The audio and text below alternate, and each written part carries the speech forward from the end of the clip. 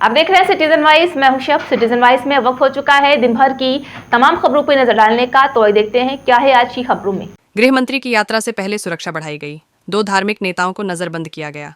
जम्मू में बढ़ते आतंकवाद के बीच श्री शाह संयुक्त मुख्यालय की समीक्षा की अध्यक्षता करेंगे। यात्रा सुरक्षा पर अधिकारियों से मिलेंगे।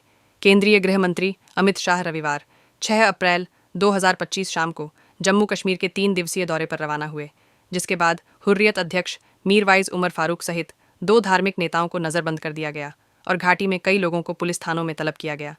जम्मू में जम्मू कश्मीर के उपराज्यपाल मनोज सिन्हा और केंद्रीय मंत्री जितेंद्र सिंह ने श्री शाह का स्वागत किया। गृह मंत्री की यह यात्रा जम्मू क्षेत्र में आतंकवादी गतिविधियों में वृद्धि की पृष्ठभूमि में हो रही है, जहां मार्च में आतंकवादियों के साथ मुठभेड़ में 4 पुलिसकर्मी मारे गए थे और नियंत्रण रेखा LOC पर घुसपैठ के प्रयास बढ़ रहे हैं। कश्मीर में वार्षिक अमरनाथ यात्रा 3 जुलाई से शुरू होगी और आतंकवादियों को दूर रखने के लिए बहुस्तरीय सुरक्षा का आवश्यकता होगी। केंद्रीय गृह मंत्री अमित शाह रविवार 6 अप्रैल 2025 शाम को जम्मू कश्मीर के 3 दिवसीय दौरे पर रवाना हुए, जिसके बाद हुर्रियत अध्यक्ष मीरवाइज उमर फारूक सहित 2 धार्मिक नेताओं को नजरबंद कर दिया गया और घाटी में कई लोगों को पुलिस थानों में तलब किया गया।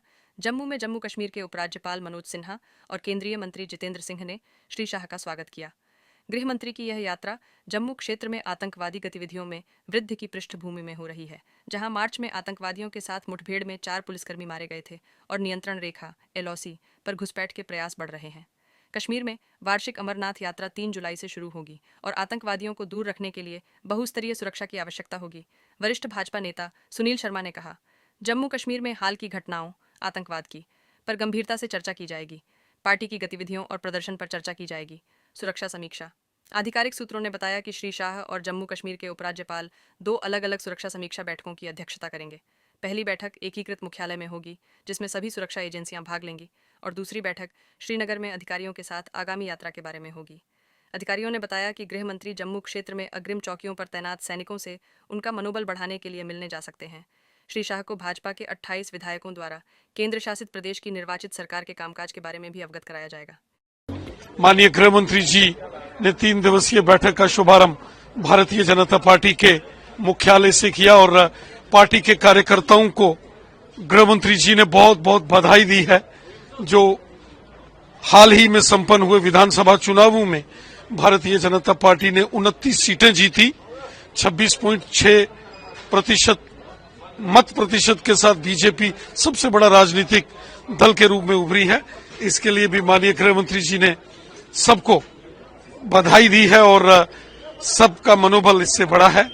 माननीय गृह मंत्री जी का हम हृदय से आभार व्यक्त करते हैं, जो हमेशा जम्मू कश्मीर की बेहतरी के लिए, जम्मू कश्मीर में अमन शांति खुशहाली के लिए और जम्मू कश्मीर में सबका साथ, सबका विकास और सबका विश्वास, इस मिशन की मजबूती के लिए माननीय गृह मंत्री जी हमेशा काम करते हैं। गृह मंत्री जी ने अभी पार्टी कार्यालय में ली, जिसमें सभी सांसद, सभी वरिष्ठ नेता और सभी विधायक मौजूद रहे।